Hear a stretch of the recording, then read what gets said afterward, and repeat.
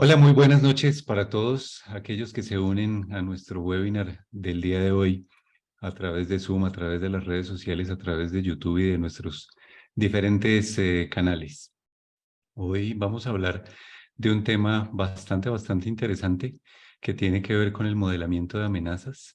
Si bien es un tema que puede tener unas aristas bastante técnicas, es un punto fundamental de todo el proceso de gestión de vulnerabilidades al interior de nuestras compañías o en la infraestructura tecnológica que estemos manejando. Entonces, vamos a hablar hoy de este tema, del modelamiento de amenazas.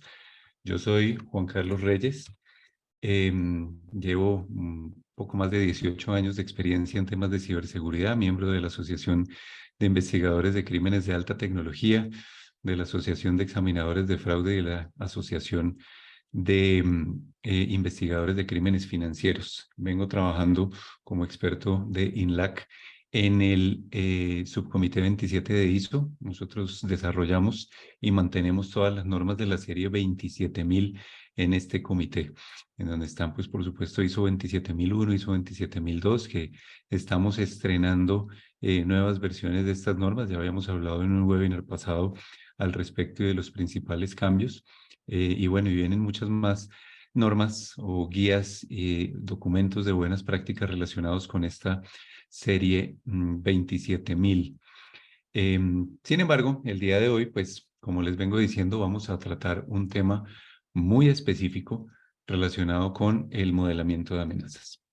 Para comenzar a conceptualizar todo lo que tiene que ver con el modelamiento de amenazas, es importante que recordemos los tres actores principales de la seguridad de la información. Además, importante recordarlo en un día como hoy que estamos celebrando precisamente el Día Internacional de la Seguridad de la Información. Y bueno, y lamentablemente en medio de las celebraciones, por lo menos en el caso colombiano, hemos visto muchos ciberataques de gran envergadura recientemente. Entonces, es importante que recordemos que la seguridad de la información y la ciberseguridad obedece a tres actores principales, que son los procesos, las personas y la tecnología. ¿Por qué es importante específicamente esto el día de hoy con el modelamiento de amenazas? Porque si bien la gestión de vulnerabilidades hace parte de uno de esos procesos, por ejemplo, cuando yo digo en mi organización, bueno, si somos, por ejemplo, una empresa de desarrollo o si somos una empresa de base tecnológica, una empresa que necesitamos mucho de la tecnología para nuestras operaciones diarias, debemos construir una serie de procesos y uno de ellos es precisamente todo el tema, todo el proceso de gestión de vulnerabilidades. Ese proceso de gestión de vulnerabilidades, del cual vamos a hablar un poco también en este webinar, pues por supuesto que se va a apalancar en una serie de tecnologías, las tecnologías que nos ayuden a facilitar, automatizar ciertas tareas de ese proceso o herramientas que nos ayuden a garantizar pues la seguridad a lo largo de todo el proceso de gestión de vulnerabilidades e incluso la mitigación de esas vulnerabilidades. Pero no menos importante, pero sí tal vez los más olvidados en temas de seguridad de la información, pues somos las personas. Somos nosotros quienes construimos esos procesos, somos nosotros quienes administramos, adquirimos e implantamos estas tecnologías que van a apoyar estos procesos. Y pues por supuesto los ciberatacantes hoy en día saben que somos las personas el eslabón más vulnerable, más débil de toda esta cadena de la ciberseguridad. ISO 27032, por ejemplo, hace referencia a un concepto principal, un concepto fundamental, que es el concepto del ciberespacio. Vamos a hablar un poco de este concepto, ya que es importante también conocer a qué se refiere una guía como ISO 27032 y las que vienen a futuro, incluso el estándar internacional del NIST de ciberseguridad, hacen referencia al ciberespacio como ese lugar virtual, ese lugar intangible en donde confluyen tanto las tecnologías de la información, es decir, todo tipo de tecnologías que estamos utilizando hoy en día. Este webinar, por ejemplo, lo hacemos gracias a las tecnologías de información, un canal de internet, una herramienta de telepresencia, etcétera, etcétera. Entonces, todas esas tecnologías de información ayudan a la construcción del ciberespacio El software también, el software que nosotros proporcionamos de pronto como fabricantes o como productores o prestadores de servicios hacia el ciberespacio, ese software que nosotros también utilizamos, no solo como prestadores, sino ya como consumidores de servicios en el ciberespacio. Al final de cuentas, plataformas como las redes sociales, plataformas como Zoom, como Teams, como Google Meet, todas estas que están tan de moda hoy en día, pues son software que se apalanca en esas tecnologías de la información, y nada de eso sería posible también si no tenemos en cuenta las redes, y no solo las redes, no solo los canales de Internet, sino las redes al interior de nuestras empresas, u hoy en día las redes que tenemos al interior de nuestras casas también, que son las que conectamos hacia ese ciberespacio. El Internet, por supuesto, como constructo, el Internet como esa construcción sociotecnológica, diría yo, con la cual nos hemos podido comunicar desde hace ya muchos años a través de diferentes, o más bien desde diferentes lugares y con diferentes lugares en todo el planeta, y pues finalmente las personas. Entonces, todos estos actores son los que forman ese ciberespacio que no podemos tocar. Piensen ustedes en el ciberespacio como una ciudad real, solo que pues en este caso, por supuesto, esa ciudad es completamente virtualizada, y esto está tomando cada vez mayor relevancia cuando comenzamos a manejar conceptos que se están poniendo de moda, como los conceptos de los metaversos. Hoy en día con los metaversos, usted crea un avatar, entra a un metaverso y es como si estuviera dentro de un centro comercial o dentro de un centro de convenciones, y puede participar y puede interactuar con otras personas. Ahí, hoy en día incluso están vendiendo activos en el ciberespacio, terrenos, NFTs, etcétera, etcétera. Entonces, fíjese hasta dónde hemos llegado con este concepto de este ciberespacio. Pero volviendo al símil de la ciudad, aquí lo importante es decir que de la misma manera como transitamos todos los días en la ciudad donde vivimos, a través de sus calles, y vemos, por ejemplo, los anuncios comerciales de los locales comerciales, vemos las diferentes ofertas que tenemos en la ciudad real. Exactamente eso mismo sucede en el ciberespacio. En el ciberespacio vemos ofertas, vemos locales comerciales, vemos empresas, vemos personas, vemos tecnología, etcétera, etcétera, que confluyen ahí y que nos permiten a nosotros interactuar e incluso comprar activos, como les decía, en ese ciberespacio. Pero al igual que la ciudad real, pues el ciberespacio tiene sus callejones por donde es más recomendable no pasar. Tiene sus delincuentes, que en este caso son los ciberdelincuentes, de los cuales ya hemos oído hablar en tantas ocasiones y que están haciendo tanto daño hoy en día. Entonces, ese ciberespacio se ha vuelto esa construcción también digital, en donde, si bien tenemos el acceso a muchas más ofertas de productos y servicios, también tenemos un nivel de exposición en términos de seguridad de la información, y de ahí es precisamente donde se acuña el término ciberespacio, eh, donde se acuña el término ciberseguridad, perdón, a partir de ese ciberespacio, es decir, la seguridad que se le debe o que se le puede brindar a este ciberespacio. Importante tener en cuenta el concepto por una razón muy simple, porque de la misma manera, volviendo al símil de la ciudad, como nosotros tenemos una casa, un lugar donde vivimos o un lugar donde trabajamos, en el ciberespacio sucede exactamente lo mismo.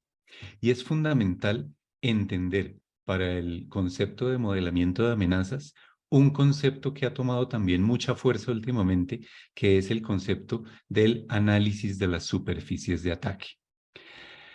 Anteriormente estábamos muy acostumbrados a pensar que la ciberseguridad era cuestión de poner unos firewalls, era cuestión de poner de pronto alguna que otra tecnología especializada en protección, cubrir las vulnerabilidades, mantenernos actualizados y demás. Pero la verdad es que hoy en día los ciberatacantes se aprovechan de poder identificar una mucho más amplia superficie de ataque por donde puedan llegar a victimizarnos en términos de delito informático. El símil más fácil para entender a qué nos referimos cuando hablamos de la superficie de ataque es: usted piensa en un vehículo, como lo muestra la diapositiva. Después de que usted se imagine el vehículo, piense en cómo se puede atacar el vehículo. ¿Qué tanta información o qué tanto está exponiendo el vehículo? ¿Qué tanta vulnerabilidad podría tener ese vehículo? Entonces yo creo que uno comienza a pensar que salta a la vista, por supuesto, que tal vez los puntos más vulnerables del vehículo son las ventanas, por decir algo. Listo, ahí tenemos un punto de esa superficie de ataque. Pero hay otros. ¿Qué pasa con las llantas, por ejemplo? ¿Qué pasa con las luces? ¿Qué pasa con los stickers que podemos poner en la parte de atrás del carro? La misma matrícula. Cada uno de los componentes de este vehículo le entrega información valiosa a los ciberdelincuentes, haciendo pues por supuesto el símil con el ciberespacio. Le entrega información valiosa a los delincuentes que les permite identificar si ese vehículo puede ser fácilmente accesible o no. Es decir, si lo pueden hurtar de una manera fácil o si lo pueden atacar de alguna manera fácil también. A partir de analizar cuáles son todos los puntos vulnerables de toda la estructura que compone específicamente en este caso el vehículo. Si lo extrapolamos hacia el ejercicio, por ejemplo, con nuestra casa, igual uno puede decir, listo, están las ventanas, están los techos, están, bueno, los diferentes elementos que componen esa casa. ¿Por dónde podría entrar un ladrón a nuestra casa? Y hacer ese ejercicio es entender a qué nos referimos con la superficie de ataque, que por supuesto tiene su símil en el mundo digital, específicamente en el ciberespacio. Hoy en día, nosotros estamos dejando una huella digital en este ciberespacio. Es decir, todas y cada una de las acciones que tomamos en nuestro día a día, en nuestras interacciones a través de redes como Internet, a través de redes sociales o de cualquier otro tipo de red, todo lo que estamos haciendo deja una huella digital en ese ciberespacio. Es decir, toda esa actividad queda registrada en algún lugar. Y eso es parte de mi superficie de ataque. Pensémoslo en el mundo corporativo. Yo tengo una compañía que entonces proporciona servicios hacia el ciberespacio o proporciona incluso aplicaciones. Esas aplicaciones, esos servicios, esas redes, esa información que intercambia con su ecosistema de proveedores, por ejemplo, todo eso hacen partes integrales de esa superficie de ataque. Hoy en día, parte de esa superficie de ataque también implica entender que de alguna manera nuestra información ya ha sido exfiltrada, de una buena manera o de una mala manera. ¿Y a qué me refiero con información exfiltrada? Nuestra información ya está en el Internet, ya está en el ciberespacio. De buena manera, cuando nosotros colocamos, por ejemplo, aportamos información a través de nuestras redes sociales, el solo hecho de que pongamos esa información en los computadores y en las redes sociales que son de un fabricante completamente externo, ya estamos exfiltrando información, lo estamos haciendo de manera consciente. En otros casos, vienen los hackeos de los que tanto ya hemos oído hablar, que principalmente hoy en día lo que buscan los ciberdelincuentes es obtener la mayor cantidad de información que puedan de sus víctimas y mucha de esa información ya se encuentra disponible. Entonces, si usted tenía, por ejemplo, una cuenta en algún servicio, sucedió como Yahoo, una cuenta de correo como Yahoo, Yahoo fue víctima de un ciberataque en donde extrajeron todas esas cuentas de correo y hoy en día las utilizan para campañas de phishing y de ransomware. Si usted tenía, por ejemplo, con Facebook también pasó, con LinkedIn, con muchísimas redes sociales, ya ha habido exfiltración de la información de sus usuarios y todas esas bases de datos o han sido publicadas de manera gratuita en las redes oscuras o se encuentran disponibles para la venta. Entonces, hoy en día es una posición muy conservadora entender que nuestra información, sea la que sea, ya se encuentra en mayor o menor medida expuesta en ese ciberespacio. Es decir, que el ciberdelincuente solo tiene que saber dónde buscar para encontrar algo de nosotros. Por otro lado, ¿cuáles son los activos que tenemos expuestos hacia el ciberespacio? Y esto ya comienza a hacer match con la metodología tradicional de análisis de vulnerabilidades y de ethical hacking y de seguridad de la información. ¿Qué servidores tengo? ¿Qué servicios? ¿Un servicio de web? ¿Un servicio de correo? Es decir, ¿qué tipo de servicios, qué tipo de activos tengo yo expuestos al ciberespacio y cómo los estoy protegiendo? Digamos que es la parte más tradicional, pero también tenemos que ser conscientes. Nosotros hemos visto casos de empresas que tienen infraestructuras gigantescas, son tan grandes que Para no ir más lejos, algún día crearon una máquina virtual en Amazon, por decir algo, por poner un ejemplo, una instancia en Amazon para una prueba específica, nunca la volvieron a bajar, la dejaron ahí disponible, la dejaron funcionando y esa puede ser una puerta de ataque. Entonces, entender cuáles son los activos de información que nosotros tenemos expuestos hacia el ciberespacio es muy importante para también identificar por dónde puede darse esa superficie de ataque. Es muy importante también entender cuál es nuestra cadena de abastecimiento digital. Hoy en día es bastante común que muchos de los procesos de nuestras organizaciones sean tercerizados. Entonces tenemos un call center o tenemos una BPO, tenemos terceros que de alguna u otra manera tienen acceso a nuestra información corporativa. Y, ok, puede que nosotros desde nuestra organización podamos decir, perfecto, yo tengo mis niveles de seguridad de la información y de ciberseguridad bastante protegidos, pero estos terceros, clientes, proveedores, toda esta cadena de abastecimiento digital, todos estos terceros con quienes yo interactúo, que también tienen acceso legítimo a esa información, tengo que entender cuál es su posición de vulnerabilidad hacia ese ciberespacio. Poniéndolo en un ejemplo un poco más claro, pensemos en el call center. Pensemos en el call center que tiene el acceso a la información de cobranzas, por decir algo, de una entidad financiera. Ese call center tiene acceso a una cantidad impresionante de datos sensibles y puede que la entidad financiera tenga todas sus defensas muy bien afinadas, pero si ese call center no las tiene y es víctima de un ciberataque, va a estar exponiendo información que está bajo su resguardo y que es información de sus clientes. Entonces, un punto muy importante también aquí es entender cuál es esa cadena de abastecimiento, quiénes conforman esa cadena de abastecimiento digital. Y finalmente, ya como un análisis interno de cada una de nuestras organizaciones, entender cuál es nuestra postura de ciberriesgo. Es decir, a partir de esos activos que tenemos expuestos al ciberespacio, cómo estamos de vulnerabilidades, cómo estamos de actualizaciones, cómo estamos de mecanismos de protección, de firewalls, de WAFs, de IDS, en fin, todo lo que tenga que ver con cualquier control que me permita a mí mitigar el ciberriesgo al interior de la organización, pero que también a partir de esos análisis de riesgos, en donde entra en ayuda normas como ISO 31000, que es la de gestión de riesgos, o ISO 27005, que también publicamos desde el comité una nueva versión en este mismo año 2022. Entender esas metodologías de riesgo y aplicarlas a nuestras organizaciones nos ayuda a entender un poco más cuál es nuestra superficie de ataque. Dicho esto, entonces, el proceso de forma general de gestión de vulnerabilidades es un embudo, al final de cuentas. Y es un embudo en donde ese primer paso, ese primer filtro del embudo es un modelamiento de amenazas. Es realizar un adecuado modelamiento de amenazas, que es nuestro tema del día de hoy. Ya vamos a entrar un poco más en detalle en ese punto específicamente. Pero ¿para qué quiero yo entender las amenazas que me puedan llegar a afectar cualquiera de los puntos de mi superficie de ataque?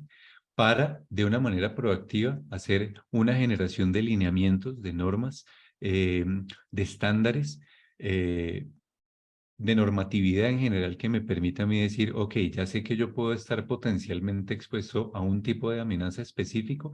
Ahora, como regla general, para mitigar esa amenaza, entonces vamos a actuar de una manera específica o vamos a tener en consideración una serie de elementos, por ejemplo, en desarrollo de buenas prácticas de código seguro o en infraestructura, el aseguramiento de la infraestructura. Todos esos son lineamientos que metodológicamente deberían surgir desde el modelamiento de amenazas. Si estamos hablando, por ejemplo, de proporcionar servicios, software propietario, software fabricado por nosotros o por un tercero hacia el ciberespacio, en la siguiente etapa del embudo debería ser la realización de pruebas estáticas a esos productos de software que yo le estoy proporcionando al ciberespacio como fabricante. Es decir, hacer revisiones de código, garantizar que el código sea seguro, sea limpio, sea de calidad. Efectuar unas pruebas dinámicas sobre esos servicios, sobre esos productos y servicios que yo estoy proporcionando al ciberespacio, es decir, ya el cómo ese servicio se está llevando a cabo, se está ejecutando y que lo haga de una manera segura y de la manera como esperamos que suceda cuando ya está puesto en el ciberespacio. Y como esto es un embudo de de cada una de estas etapas, pues van a salir cosas para mejorar. Entonces, finalizar, por ejemplo, con unas pruebas o con unos checklists de verificación que nos permitan garantizar que las amenazas que identificamos al principio, que me llevaron a la creación de una serie de lineamientos, efectivamente se estén cumpliendo por toda mi cadena de gestión de vulnerabilidades. Y lo que se cumple, pues bueno, listo, se pasa. Lo que no se cumple debe volver a pasar por todo el proceso del embudo. Entrando en detalle con el tema de modelamiento de amenazas, que es nuestro tema del día de hoy, el modelamiento de amenazas tiene varias etapas.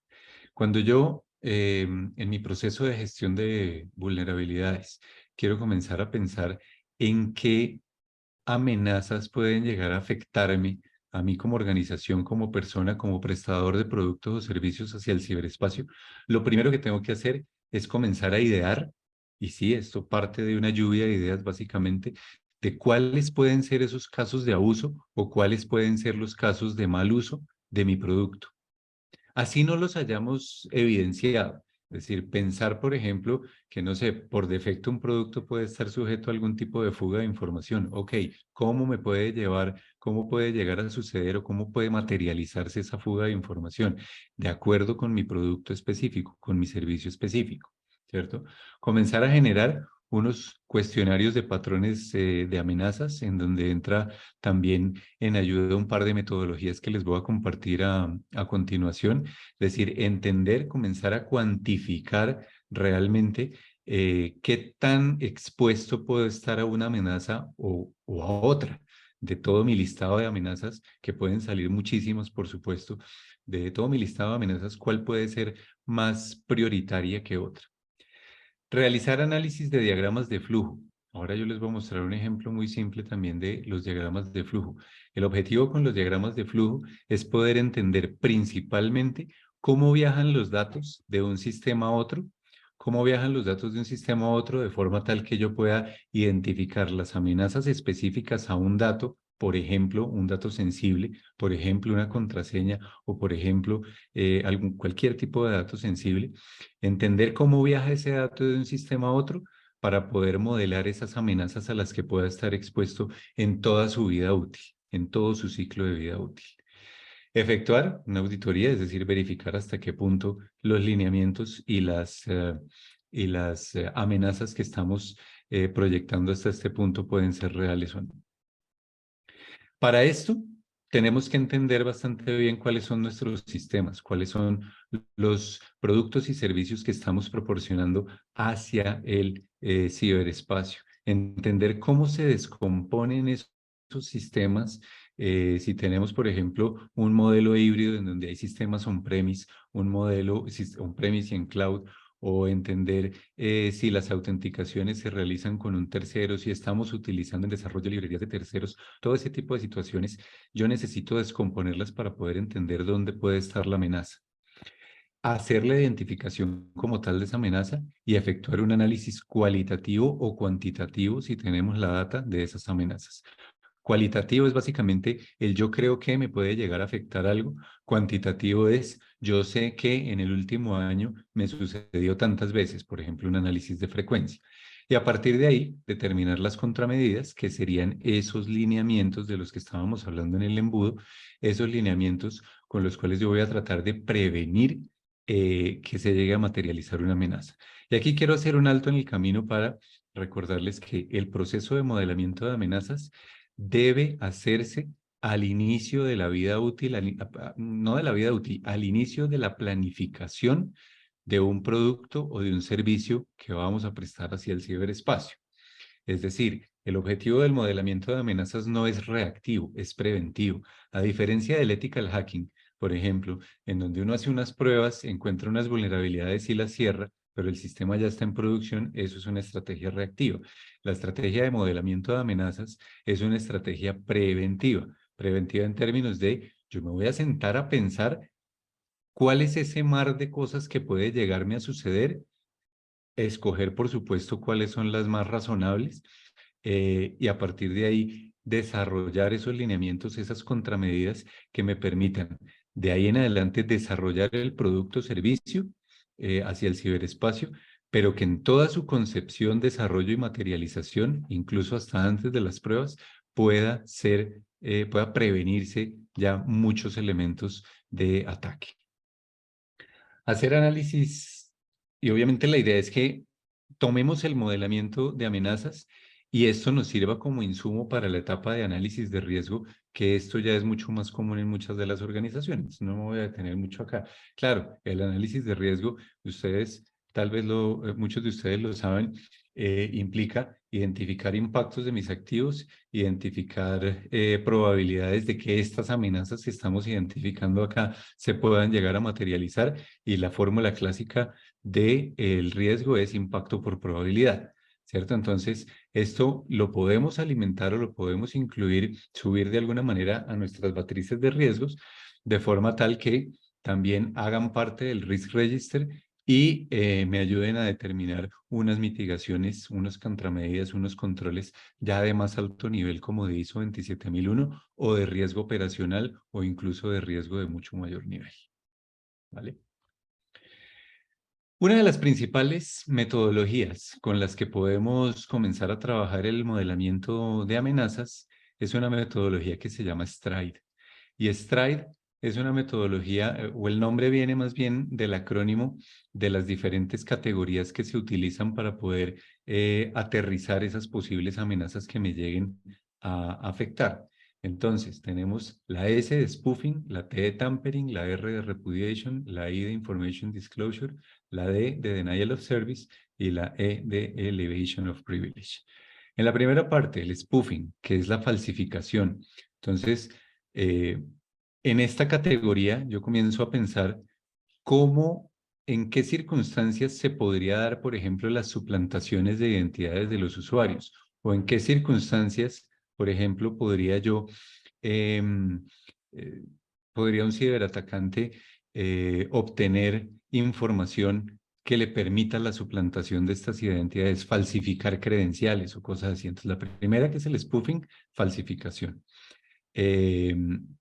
Tampering, la manipulación no autorizada, es decir, cuando yo entrego mi producto, mi servicio hacia el ciberespacio, ¿qué casos de uso puede tener el usuario final para que los resultados no sean los adecuados? ¿Cómo podría manipular mi aplicación o mi servicio, lo que sea que esté proporcionando, para que de alguna manera logre o bien afectar la integridad de los datos o afectar la integridad de los elementos o incluso afectar la integridad del servicio o del producto como tal?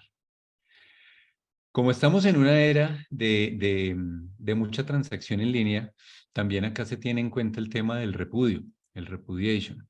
¿Qué es el repudio? El repudio es, si yo estoy haciendo una transacción en línea, yo lo que quiero es tener la mayor claridad posible de que la persona que inicia la transacción o el actor que inicia la transacción realmente sea quien dice ser y no tenga la posibilidad después de decir, oiga, no, yo no hice esa transacción. A eso se refiere el no repudio. Entonces, ¿qué controles tengo yo para garantizar la identidad y la integridad de la transacción como tal en mi producto o mi servicio?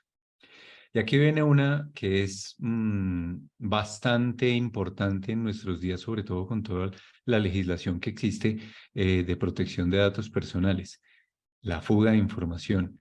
¿Hasta qué punto mi producto, mi servicio está entregando de manera inadvertida, puede ser información de terceros o información de mis usuarios o incluso exponer las bases de datos completas? Es algo que yo tengo que tener en cuenta en términos de la categoría de amenaza que voy a ver con una metodología como Stripe. Hemos visto casos, por ejemplo, en donde una manipulación bastante simple, diría yo, un ataque robotizado, una manipulación simple de una aplicación, me comienza a permitir o me comienza a entregar información de identificaciones o incluso documentos de terceros o de otros usuarios dentro de ese servicio. Entonces, ese es un tema donde hay que poner bastante atención, porque hoy en día la fuga de información es un elemento que tiene incluso consecuencias legales. Por supuesto, la denegación de servicio, entender hasta qué punto lo que yo estoy haciendo o en qué punto de mi superficie de ataque puede venir una denegación de servicio que me saque de operación. Muy común en estos días, en estos casos de ransomware, por ejemplo. El ransomware tiene dos cualidades. Uno es que me genera la denegación del servicio, pues porque afecta a los sistemas, pero por otro lado, la otra cualidad es que también me le pega a la fuga de información eh, y genera, y es un tipo de ataque extorsivo. Entonces, fíjese cómo dos de estas categorías, por ejemplo, caen hoy en día en el concepto del ransomware que estamos viviendo y que estamos sufriendo todos los días. Y ya a un nivel más técnico, ya a un nivel más de arquitectura, ¿hasta qué punto un usuario de mi servicio, de la aplicación, del producto o servicio, pueda llegar a hacer un escalamiento de privilegios? Es decir, ¿hasta qué punto un usuario podría lograr conseguir usuarios administradores o usuarios privilegiados dentro del entorno que yo le estoy poniendo a su servicio? ¿Sí? Entonces, Stride lo que me dice es, como un modelo de categorización de amenazas, yo lo que puedo buscar es, en ese brainstorming, en esa lluvia de ideas de las que les hablaba al principio, entender a mi producto, a mi servicio, cómo le pueden hacer cada una de estas categorías, qué podría pasar o cómo podría llegar a materializarse cada una de estas categorías, y el entender cómo cada una de estas categorías podría llegar a materializarse me va a llevar a entender qué controles tengo que implantar para mitigar o para minimizar esa posibilidad de materialización. Por otro lado, está un modelo de evaluación de riesgos que se llama DREAD, también por sus iniciales, porque acá lo que buscamos es medir. Entonces, miren, voy a volver acá un momentico. Acá estamos categorizando una serie de amenazas, acá estamos categorizando una serie de métricas para ver qué tan impactante podría llegar a ser una amenaza específica.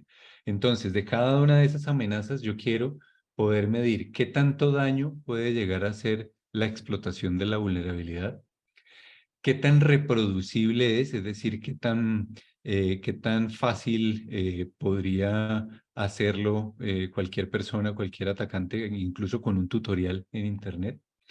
¿Qué tan explotable es decir, si para poder explotar esta vulnerabilidad y ganar el acceso o materializar esa amenaza, si es muy fácil, un ejemplo de explotabilidad fácil, el sistema no tenía contraseña adentro, o si es muy difícil técnicamente, y eso ya es entonces, se requiere un conocimiento técnico profundo, se requiere un análisis de la víctima, se requiere de pronto incluso el desarrollo de software especializado para poder hacer ese ataque. Eso me da una métrica de explotabilidad.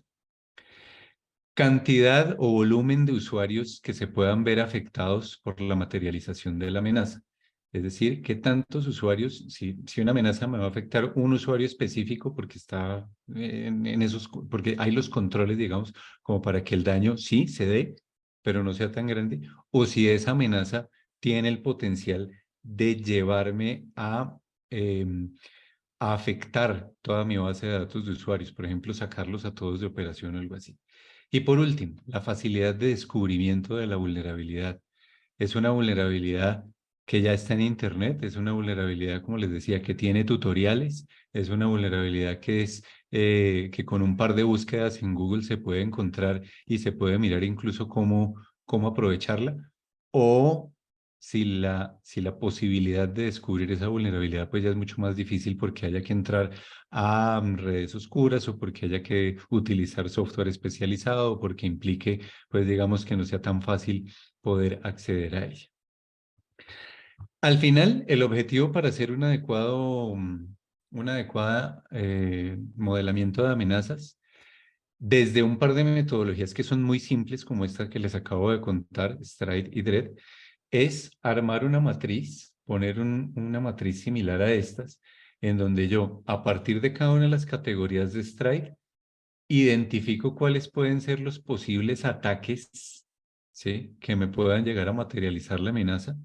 Y ojo, aquí estamos hablando ya de los ataques, es decir, la amenaza puede ser la fuga de información, el ataque es la consecución de las credenciales de acceso. Ese ya es el ataque, es decir, lo que se va a realizar o lo que el ciberdelincuente va a realizar específicamente para poder materializar esa amenaza. Y por cada uno de esos ataques comenzar a medir el potencial con DRED. Es decir, si un ataque, por ejemplo, en este caso, de interceptación de datos, ¿qué tanto daño me podría generar? ¿Qué tan fácil es de reproducir? ¿Qué tan fácil es de explotar? ¿Cuántos usuarios o qué tantos usuarios me puede llegar a afectar? ¿Y qué tan fácil de descubrir es? Entonces aquí ya con esto comenzamos a tener unas métricas objetivas, mucho más aterrizadas para entender cuáles son nuestras amenazas. No desde el riesgo, que es como venimos acostumbrados a hacerlo, desde riesgo operacional, ISO 27001, ISO 27005, de nada de esto, sino ya ataques específicos a los productos y a los datos, de forma tal que pueda entender el siguiente paso, por supuesto, las contramedidas necesarias para, o los controles necesarios para poder cerrar cada uno de estos ataques que yo identifique. Entonces, esto funciona bastante bien para una primera aproximación a un modelamiento de amenazas. Ahora ustedes dirán, bueno, sí, y esto implica mucho trabajo, por supuesto que implica mucho trabajo. Para ayudar a superar un poco toda la carga de trabajo que implica hacer este tipo de análisis, entonces últimamente se ha vuelto muy popular una cosa que se llama Attack Matrix for Enterprise. No pretendo que puedan ver cada una de las cajitas, sin embargo, si lo quieren ver aquí les dejo la URL, está en attack.mitre.org, ¿sí? Pero lo interesante de Attack Matrix es que de alguna manera haciendo una serie de selecciones lógicas, yo puedo llegar a algo muy similar a esto. Pero el valor agregado de Attack Matrix for Enterprise, que es un recurso gratuito, entre otras cosas, se me olvidaba mencionarlo, el valor agregado de Attack Matrix for Enterprise es que ellos se han dado a la tarea de desagregar, de descomponer todo lo que son técnicas, tácticas y procedimientos que están siendo utilizados por los ciberatacantes en la vida real para entender cómo están llevando a cabo sus ataques en diferentes categorías. Las categorías sí se las puedo contar acá rápidamente. Entonces, fíjese que acá me dice, tenemos 10 técnicas relacionadas con reconocimiento. ¿Qué es reconocimiento? Conocer mi víctima, hacer un escaneo de puertos, saber qué información está expuesta de mi víctima, etcétera, etcétera. El desarrollo de recursos, es decir, cuáles son las herramientas o de qué manera van a poder atacar, efectuar el ataque específico. Si necesitan ciberarmas, por ejemplo, que no es nada descabellado, ¿cuáles son los recursos que van a necesitar para poder ejecutar su ataque? Entonces acá tienen 7 técnicas. El acceso inicial, ¿cómo estos actores de amenaza están haciendo? ¿Cuáles son las técnicas que están utilizando para lograr ese acceso inicial a la infraestructura? Fíjese que una de las principales es el phishing, pero pues las técnicas de acceso inicial siguen siendo las mismas clásicas, siguen siendo, por ejemplo, la explotación de una vulnerabilidad, un servicio que se encuentra expuesto, etcétera, etcétera. La ejecución, es decir, una vez tienen esto, ¿cómo se va a ejecutar como tal el ataque? Es decir, ya la ejecución específica del ataque, la utilización de estos recursos. La persistencia, ¿cuáles son las tácticas con las que se van a mantener dentro de los sistemas una vez logren el acceso?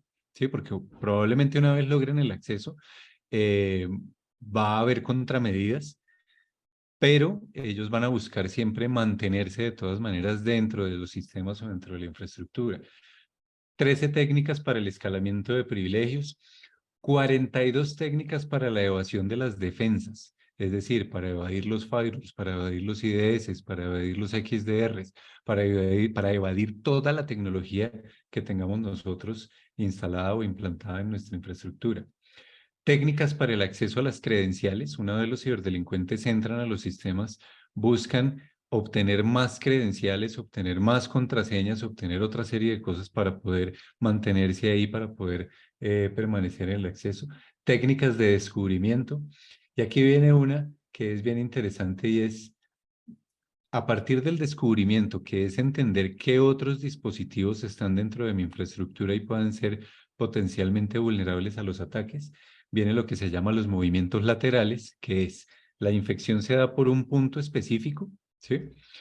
Pero esa infección busca autopropagarse de manera tal que busque otros puntos vulnerables dentro de la infraestructura, y esto lo hemos visto en ataques típicos de ransomware, busque propagarse a otros puntos de la infraestructura de manera automatizada.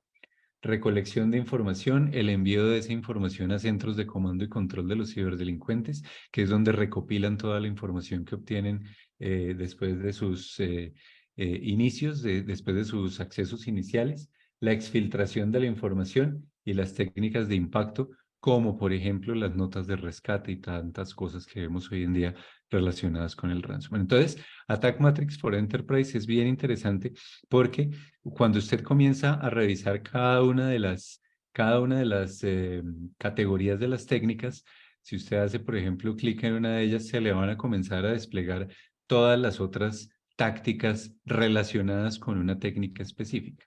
¿Sí? Entonces, esto nos sirve mucho para hacer el modelamiento de amenazas. Es un recurso bastante útil. Y esto es lo que les decía, miren. Utilizar los diagramas de flujos de datos para hacer un modelamiento adecuado de amenazas nos permite entender. En este diagrama, voy a partir de la derecha hacia la izquierda. En este diagrama, mire, tenemos la zona del usuario remoto, es decir, pensemos en una aplicación móvil. En esta zona está el señor con su dispositivo móvil entrando a la aplicación que nosotros le proporcionamos. ¿Qué hace este señor? Pasa a una etapa de autenticación, pasa a una zona de autenticación que en este ejemplo está en Azure Services. Esta información llega a ya nuestra infraestructura hasta que al final puede que esa autenticación de decir el usuario existe o no existe, para poner un caso muy sencillo, se da en nuestro sistema on-premise. Esto es un flujo de datos. Ahora, ¿por qué queremos hacer o por qué queremos entender estos flujos de datos? Porque cada una de estas flechitas son datos que viajan a lo largo, que siguen todo este camino. Y yo quiero entender cuáles son las amenazas que pueden estar presentes en la zona del usuario, es decir, del lado del front-end, cuáles son las amenazas que pueden estar del lado de un autenticador o de un tercero y cuáles son las amenazas a las que estaría enfrentándose ese dato al llegar a mis sistemas propios. Entonces, acá en este punto lo importante es ver cuáles son los datos sensibles, por supuesto, que se están transfiriendo a través de las diferentes zonas y entender en todo ese proceso a qué amenazas estaría expuesto. Y ese es un adecuado modelamiento de amenazas. Trabajo, sí, mucho, pero realmente es una forma de poder iniciar de buena manera el proceso de gestión de vulnerabilidades. Ahora, para finalizar, pues específicamente esto resulta bastante útil, el modelamiento de amenazas resulta bastante útil cuando estamos hablando de la seguridad de las aplicaciones. La seguridad de las aplicaciones hoy en día está tendiendo a muchas metodologías ágiles, está tendiendo mucho a trabajar de una manera que se llama DevOps. DevOps es principalmente integración, desarrollo e integración continuos. Y el ejemplo que yo suelo poner cuando hablo de DevOps es, tal vez ustedes recuerden que hace algunos años uno tenía que adquirir la nueva versión del Office, por ejemplo, ¿sí? Comprar su CD, su licencia y esperar a que el siguiente año después sacaran una nueva versión con todas las mejoras y con todas las nuevas características y todo eso. Hoy en día eso no pasa. Hoy en día uno adquiere una suscripción de Office 365, por ejemplo, y con la sola suscripción de Office 365 usted todos los días entra a su Word, a su Excel o lo que sea que esté utilizando y ve que hay características nuevas. Eso es desarrollo de integración continua. Es decir, hoy en día usted ya no tiene que esperar a que haya una nueva versión de todas las aplicaciones que quiere consumir, sino que las características se están desplegando de una manera mucho más permanente para generar un menor time to market de las diferentes aplicaciones. Entonces, el proceso de SecDevOps, perdón, el proceso de DevOps, porque todavía no es el Sec, el proceso de DevOps es el azul que está acá, en donde en esta etapa de planeación, que era la que les comentaba al principio, es donde usted debería ser juicioso el modelamiento de amenazas con su diagrama de flujo de datos y con Mitre Attack o con las metodologías Stride y Dread de las que hemos hablado el día de hoy, ¿cierto? En este punto de planificación, ¿para qué? Para que los lineamientos de las posibles amenazas que identifiquemos al planear el producto nuevo o el cambio que se va a implantar queden de una vez integradas en el código de la aplicación, en el código fuente de la aplicación. Hacer ese ejercicio implica que el código fuente tenga muchísima más seguridad desde su misma concepción. De ahí pasa a toda la parte de integración y la parte de testeo, el release, que es ya pasar de QA y ponerlo en producción, el despliegue, la operación y el monitoreo, que esto ya es más lo que estamos acostumbrados. Pero entonces, el modelamiento de amenazas nos sirve precisamente para hacer, si ustedes ven, estas flechas azules van en un sentido y las flechas naranja del SEC van en el sentido contrario. ¿Y esto es por qué? Porque SecDevOps implica una metodología que es un shift left, en el cual lo que sale de la planeación es verificado por el componente de seguridad y se devuelve hasta que sea hasta que sean cerradas las vulnerabilidades identificadas ahí. Y de la misma manera en cada una de las diferentes fases. En cada fase se hace un checkpoint de seguridad, se verifican vulnerabilidades y se identifica qué es lo que se tiene que cerrar y solo así se pasa a la siguiente etapa. Por supuesto, esto implica que también las herramientas y las aproximaciones de seguridad de la información, cuando se trata de codificación, cuando se trata de seguridad de aplicaciones, tengan que ser mucho más rápidas.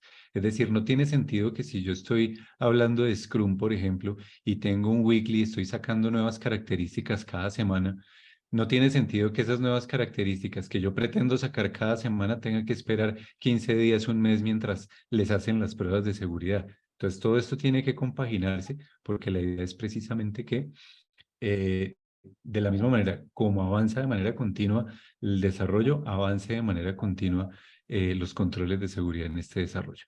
Y ahí es precisamente, como les decía, donde es muy útil el modelamiento de amenazas, porque a menor cantidad de vulnerabilidades se me pasen en cada una de estas fases, eh, mejor time to market voy a tener de las diferentes características, sean productos nuevos o sean cambios de lo que quiero proyectar hacia el ciberespacio.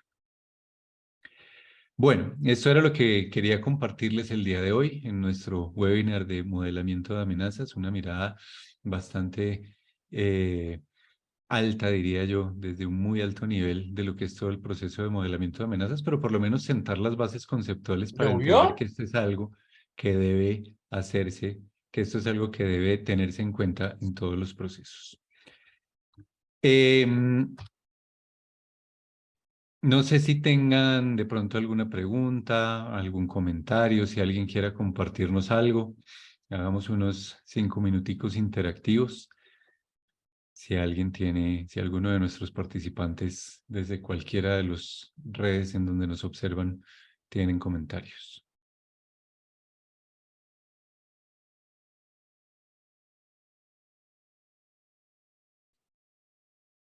Bueno, parece que no. Entonces, agradecerles, agradecerles quien María Pau está preguntando si nos compartes la presentación. Mejor aún, esto lo estamos grabando porque esta charla sube a nuestros diferentes canales también para que sea accesible todas las veces que ustedes quieran en esos canales, principalmente YouTube, y de manera pues completamente pública.